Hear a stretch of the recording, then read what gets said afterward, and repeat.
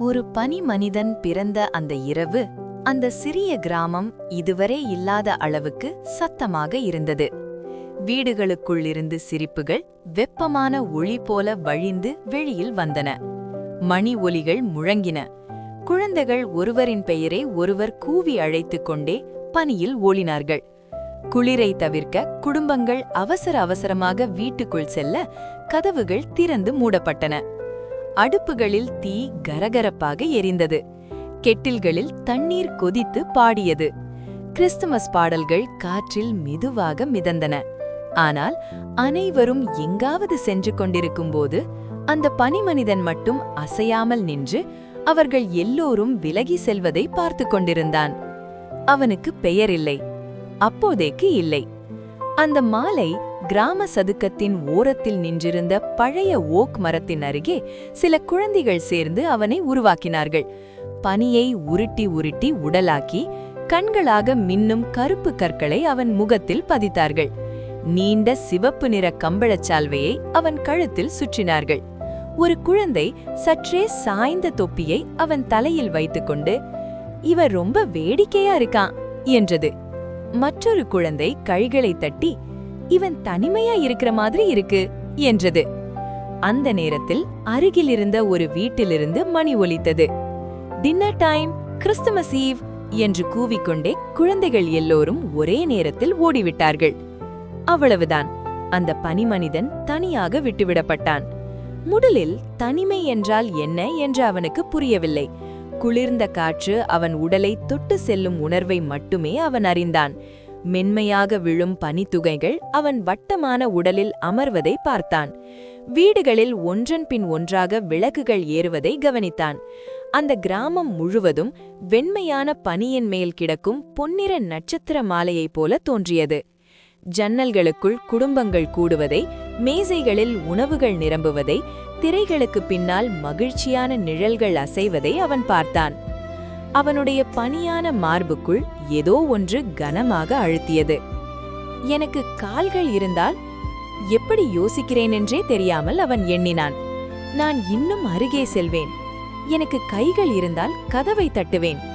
ஆனால் அவனுக்கு கால்களும் இல்லை, கைகளும் இல்லை. அதனால் அவன் அங்கேயே நின்றான், அமைதியாக, அசையாமல்.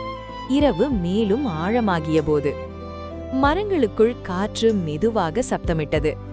எங்கோ தொலைவில் நள்ளிரவு மணி ஒலித்தது. நிலவின் ஒளி அவன் கண்களில் பிரதிபலித்தது. அப்போதுதான் முதல் முறையாக ஒரு கண்ணீர், தண்ணீரால் அல்ல, உருகிய பனியாலான கண்ணீர் மெதுவாக அவன் கன்னத்தில் வழிந்தது. எல்லோருக்கும் யாரோ ஒருவர் இருக்கிறார்கள், அவன் மென்மையாக எண்ணினான். எனக்கு மட்டும் யாருமில்லை. நேரம் சென்றது. கிராமம் அமைதியானது. சிரிப்புகள் மறைந்தன, பாடல்கள் விருத்தப்பட்டன. நாய்கள் கூட சுருண்டு தூங்கிவிட்டன. ஆனால் அந்த பனிமனிதன் மட்டும் விழித்திருந்தான், நட்சத்திரங்களை பார்த்து கொண்டேன். அப்போதுதான் எதிர்பாராத ஒன்று நடந்தது. கிராமத்திலிருந்து வெளியே செல்லும் பாதையின் அருகே ஒரு சிறிய வெப்பமான ஒளி மினுக்கியது. பனிமனிதன் கவனமாக பார்த்தான்.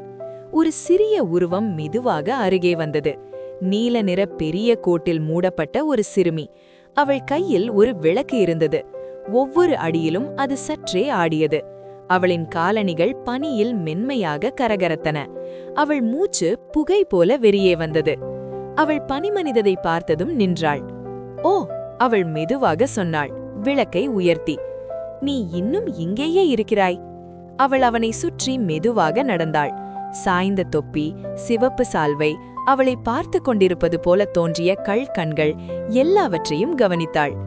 "மற்ற எல்லோரும் வீட்டுக்கு போயிட்டாங்க, ஆனா நீ இங்கேயே இருந்துட்ட." பனிமனிதன் பேச முடிந்திருக்க வேண்டும் என்று மனமாற ஆசைப்பட்டான். சிரிக்கவும், தலை வணங்கவும், அவளின் பெயரை, அவனுக்கு தெரியாத அந்த பெயரை சொல்லவும் ஆசைப்பட்டான். ஆனால் அவள் அதை எல்லாவற்றையும் புரிந்து கொண்டது போல இருந்தது. "என் பெயர் எலின்," அவள் மெதுவாக சொன்னாள்.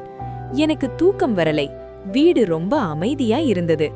குளிரை கவலைப்படாமல் அவள் அவன் முன்னால் பனியில் அமர்ந்தாள். விளக்கின் வெப்பமான ஒளி பனிமனிதனின் முகத்தில் விழுந்தது. அப்போதுதான் அவன் ஒரு புதிய உணர்வை உணர்ந்தான். அது குளிரும் இல்லை, உருகுதரும் இல்லை. அது மென்மையான ஒன்று. கிறிஸ்துமஸ் ரொம்ப சத்தமாயிருக்கும் எலின் தொடர்ந்தாள். எல்லாரும் சந்தோஷமாயிருப்பாங்க. ஆனா சில நேரம் அந்த சத்தம் அமைதியையே இன்னும் பெரியதா உணர வைக்கும். பனிமனிதன் அவள் குரலை ரசித்தான்.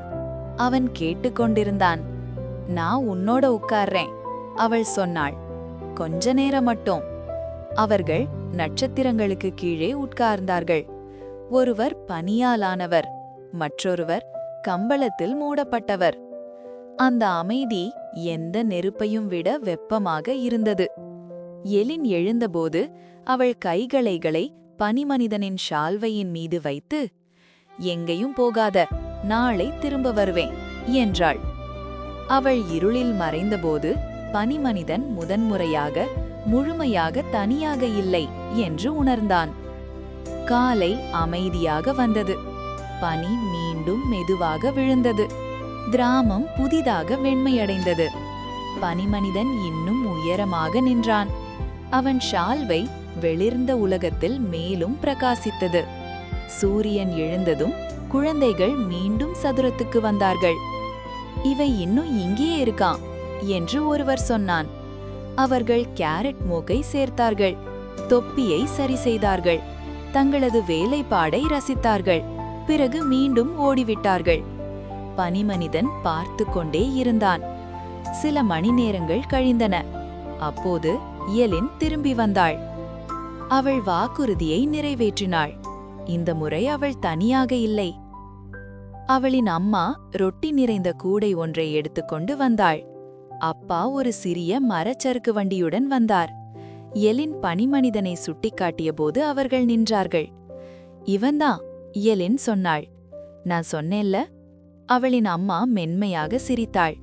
ரொம்ப தனிமையா இருக்கிற மாதிரிதான் தெரிகிறான் என்று சொல்லி பனிமனிதனின் ஷால்வையை மெதுவாக சரி செய்தாள். நீ எங்களோட வருவியா?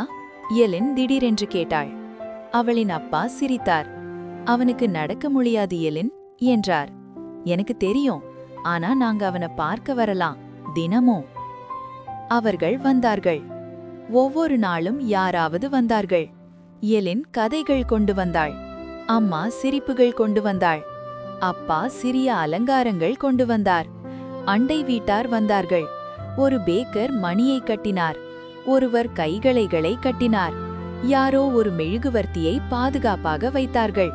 அவன் இனி ஒரு பனிமனிதன் மட்டுமில்லை. அவன் ஒரு குடும்பத்தின் ஒரு பகுதியாக மாறினான். கிறிஸ்துமஸ் இரவில் கிராமமே சேர்ந்தது. பாடல்கள் பாடினார்கள், சிரித்தார்கள். எலின் பனிமனிதன் அருகில் நின்று, நீ ஒரு குடும்பத்தை கண்டுபிடிச்சிட்ட என்று கிசுகிசுத்தாள். வசந்தம் நெருங்கியபோது பனிமனிதன் தன் நேரம் முடிகிறது என்பதை அறிந்தான். அவன் ஷால்வை தளர்ந்தது.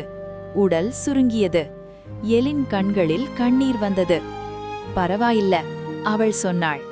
நீ ஒருபோதும் தனியாயில்ல. அந்த இடத்தில் ஒரு மரம் நடப்பட்டது. சிவப்பு ஷால்வை அதன் தண்டில் கட்டப்பட்டது. ஒவ்வொரு கிறிஸ்துமஸிலும் அந்த மரத்தின் கீழ் மக்கள் கூடினார்கள்.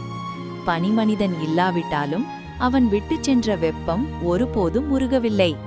ஏனெனில் ஒரு குளிர்ந்த கிறிஸ்துமஸ் இரவில் ஒரு தனிமையான பனிமனிதன் ஒரு குடும்பத்தை கண்டான். அந்த வெப்பம் என்றென்றும் நிலைத்தது.